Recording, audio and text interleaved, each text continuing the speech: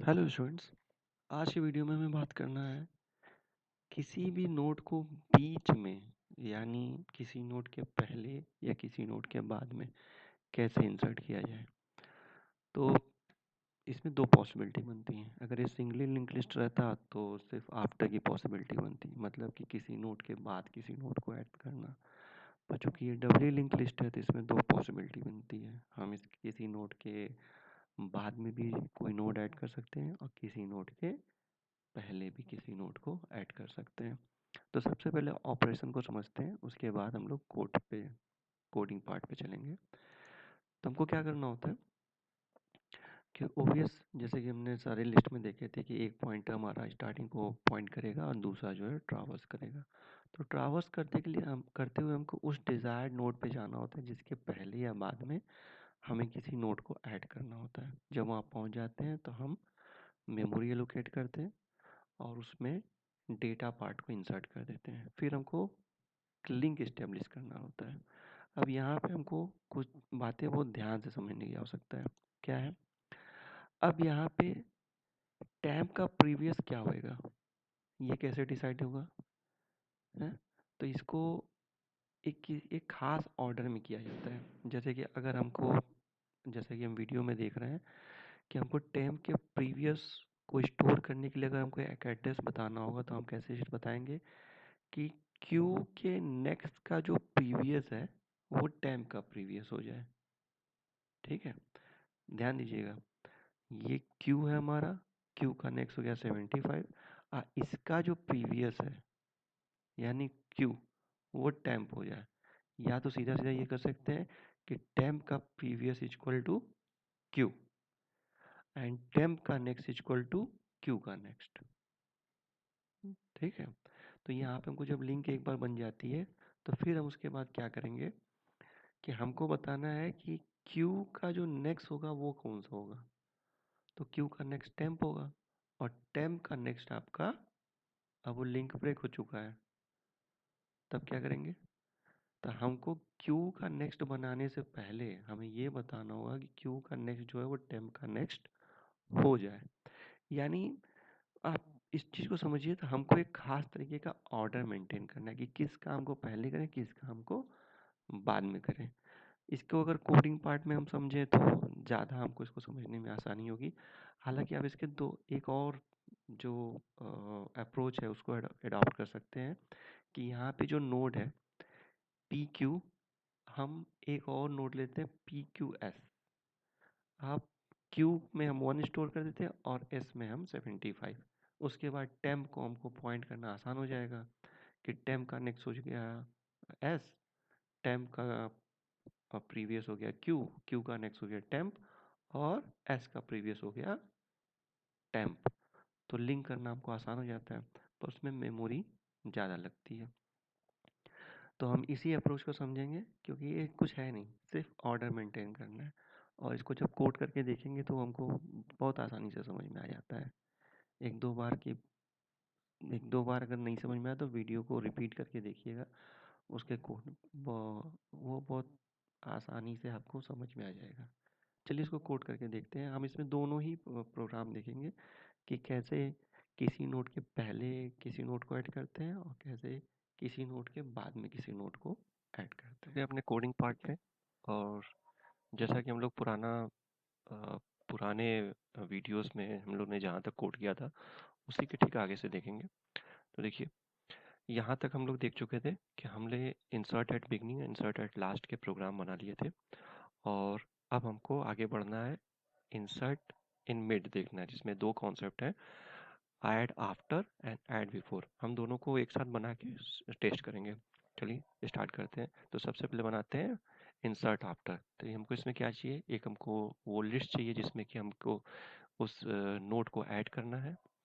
उसके बाद एक आफ्टर वैल्यू, ये बताता है कि किस वैल्यू के बाद हम डेटा को ऐड करेंगे, और डेटा पैरामीटर के थ्रू हम उस नंबर को इंसर्ट करा रहे हैं जिस नंबर को या जिस डेटा इंफॉर्मेशन को हमको पर्टिकुलर नोड के बाद ऐड करना है। ठीक है, तो सबसे पहले हमने एक डायनेमिकली एक मेमोरी एलोकेट कर लिया, इसका नाम हमने टेम्प रख रखा है। और चूंकि डेटा को तो कॉपी करना ही है, सबसे पहले तो हमने डेटा को कॉपी कर लिया। अब क्या करेंगे, हम चेक करेंगे कि कहीं ऐसा तो नहीं कि लिस्ट है ही नहीं। अगर लिस्ट है ही नहीं तो हम जाहिर सी बात है कि उसका अगला पिछला दोनों ही नल करके उसको लिस्ट में कॉपी कर देंगे और टेम्प, और जो टेम्प हमने बना रखा है। अगर डेटा है तो हमको ट्रावर्स करते हुए उस पॉइंट पे जाना है जिसके बाद हमें इस डेटा को यानी इस नोट को ऐड करना है। ठीक है, आप मान लीजिए कि हमने ट्रावर्स करते करते उस पॉइंट तक चले गए। तो ट्रावर्स कैसे कर रहे हैं, हम डेटा पार्ट को चेक कराते जा रहे हैं आफ्टर के साथ, और p equal to P next करते जा रहे हैं। हम वहाँ पर पहुँच गए, अब हमको वहीं पर रुक जाना है, वाइल से बाहर आ जाएंगे। सबसे पहले हमको क्या करना है, इस सेंटेक्स को ध्यान से देखिएगा। हमारे पास इंफॉर्मेशन कहाँ पे है, हम p पे गए तो जाहिर सी बात है कि हमको जो भी इंफॉर्मेशन से मिलेगी p से मिलेगी। तो p के नेक्स्ट में कौन सा इंफॉर्मेशन स्टोर है, p के नेक्स्ट में उसके नेक्स्ट नोड का इंफॉर्मेशन स्टोर है। चूंकि टेम्प को p के बाद स्टोर करना है तो जाहिर सी बात है कि टेम्प का नेक्स्ट कहाँ पॉइंट करना चाहिए, जहाँ p का नेक्स्ट पॉइंट कर रहा है। तो p के नेक्स्ट को उठाएंगे और टेम्प के नेक्स्ट में पुट कर देंगे। सेम वे जो हमारा टेम्प के नेक्स्ट था, यानी जो जो p था हमारा, जिस नोड पे हम ट्रावर्स करके पहुंचे थे, उसके बाद वाला नोड कहाँ पॉइंट कर रहा था, p पे पॉइंट कर रहा था। लेकिन अब उसे कहाँ पॉइंट करना चाहिए, क्योंकि बीच में टेम्प प्लेस होगा तो टेम्प पे पॉइंट करना चाहिए। तो p के नेक्स्ट का प्रीवियस हमारा टेम्प पे पॉइंट करेगा, और p का नेक्स्ट, ठीक है, क्योंकि टेम्प के p के जस्ट बाद टेम्प इंसर्ट हुआ है, तो p का नेक्स्ट हमारा टेम्प पे पॉइंट करेगा। ठीक है, तो टेम्प का प्रीवियस क्या होगा, अब ऑब्वियस सी बात है कि टेम्प जो है p के बाद इंसर्ट हुआ है, तो टेम्प का प्रीवियस हमारा p होना चाहिए। तो इस तरीके से हम इस नोट को प्लेस कर देंगे। एक्चुअली इसको देखा जाए तो ये कुछ है नहीं, हमारे पास कुछ इन्फॉर्मेशन, उसको हमको उठा के कहीं स्टोर करना है और वहाँ से एक नया इन्फॉर्मेशन को जनरेट करना है। तो हम p पे पहुँचे तो हमारे पास जितने भी इंफॉर्मेशन है p से एसोसिएटेड है, p का अगला, p का पिछला, समथिंग। तो वहीं से इंफॉर्मेशन उठा के हम टेम्प के साथ इसको कनेक्ट करेंगे। ठीक है, डिस्प्ले को कॉल कर लेते हैं। ठीक, ये हमारा बन के तैयार हो गया है। इसके बाद आफ्टर वाला भी बना लेते हैं, बिफोर वाला सॉरी। सेम वही कॉन्सेप्ट है जैसे कि हमने आफ्टर बनाया था। इसमें भी हमको एक लिस्ट चाहिए और एक वो वैल्यू जिसके पहले हमें नोट को ऐड करना है, और डेटा पार्ट के थ्रू वो पैरामीटर आ रहा है जिसको कि हमको प्लेस करना है। ठीक है, तो बाकी सारे प्रोसीजर वही है कि सबसे पहले हम डायनेमिकली एक मेमोरी एलोकेट करेंगे, देख लेंगे कहीं लिस्ट नल तो नहीं है, नल है तो उसमें एक नया नोट क्रिएट कर देंगे। अदरवाइज हम क्या करेंगे, ट्रावर्स करते हुए हम वहाँ पे जाएंगे जहाँ पे कि जिसके पहले हमें नोट को ऐड करना है। जब वहाँ पे पहुँच जाएंगे तो हम क्या करेंगे कि टेम्प के प्रीवियस, अब टेम्प का प्रीवियस क्या होना चाहिए, टेम्प का प्रीवियस होना चाहिए जो पी का प्रीवियस है, क्योंकि पी पे गए हैं, पी एक पॉइंट है, उसके पहले कौन सा स्टोर है, वो कहाँ स्टोर है, पी में स्टोर है। अगर उसके पहले हम टेम्प को स्टोर कर रहे हैं तो हमको ये बताना पड़ेगा ना कि इसके पहले जो पॉइंट था यानी इसके पहले जो नोड था उसका इन्फॉर्मेशन हमको कहाँ से मिलेगा, तो हमको पी से मिलेगा क्योंकि हम पी पे ट्रावर्स करके गए हैं।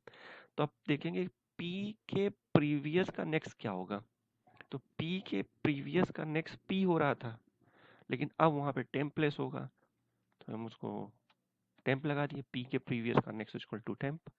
ठीक, तो पी का प्रीवियस क्या होना चाहिए, अब जो टेम्प जो है पी के पहले प्लेस हो रहा है, तो जाहिर सी बात है कि पी का प्रीवियस हमारा टेम्प होना चाहिए। ठीक है, और टेम्प का नेक्स्ट हमारा हो गया पी। ठीक, डिस्प्ले को कॉल कर लिए। अब चले आते हैं बाद में, यहाँ पे ऐड करते हैं, इन सारे वैल्यूज़ को इंसर्ट करा देते हैं। सबसे पहले हमने आफ्टर में कॉल किया है, तो देखिए इसमें ध्यान से एक चीज़ समझिएगा। हमने यहाँ पे क्या किया है कि इंसर्ट आफ्टर में 4 के बाद हमने 5 को ऐड किया है और 6 के बाद हमने 7 को ऐड किया है। ऊपर देखिए 4 तो है पर 5 नहीं है, 6 है पर 7 नहीं है। ठीक है, अब बिफोर में क्या किया कि 4 के पहले 3 को ऐड किया है, मतलब देखिए 1 2 3। ठीक है, तो मतलब यहाँ पे 2 है ना 3 है, तो 4 के पहले हमने 3 को प्लेस किया और 3 के पहले 2 को प्लेस किया है। तो after placing all these value we will find a series from 1 to 10। ठीक है, आई होप कि आपको ये कॉन्सेप्ट समझ में आया होगा। चलिए इसको रन करा के देखते हैं। No error, run it. जैसे अब यहाँ पे आप देख सकते हैं, तो सबसे पहले हमने क्या किया था, 6 के बाद हमने 7 को ऐड किया था। यहाँ पे आप देख सकते हैं लास्ट के 2-3 रो में आपको ये सारे कॉन्सेप्ट समझ में आ जाएंगे। सबसे पहले ऊपर देखिए, यहाँ पे नीचे से चौथे रो में 6 है पर 7 नहीं है, तो 6 के बाद 7 ऐड हुआ। ठीक है, अब उसके बाद क्या ऐड हुआ है, 5 के बाद, हाँ 4 के बाद 5, मतलब 4 तो था पर 5 नहीं था। सबसे ऊपर देखिए, तो 4 के बाद हमने 5 को ऐड किया। नीचे में आएंगे देखेंगे 4 तो है पर उसके पहले 2 3 नहीं है, तो 4 के पहले 3 ऐड हुआ नीचे दूसरी लाइन में, और 3 के पहले वहाँ पे 2 ऐड हुआ है। तो ये हमारी पूरी सीरीज जो है बन के तैयार होगी होगी। आई होप कि आपको ये कॉन्सेप्ट समझ में आया हो। और इस तरीके से हम अपनी डबली लिंक लिस्ट में इंसर्शन के तकरीबन सारे ऑपरेशन देख चुके हैं। ठीक है, keep coding, be happy, thank you for watching.